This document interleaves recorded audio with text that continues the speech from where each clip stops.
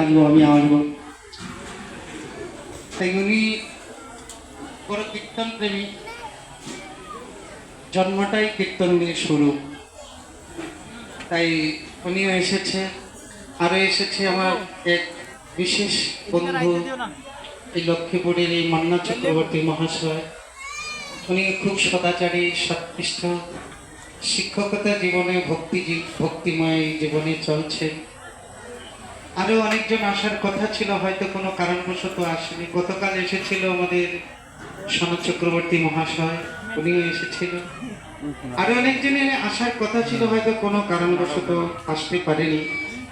তবে ওনারা কৃপা করে এসেছেন।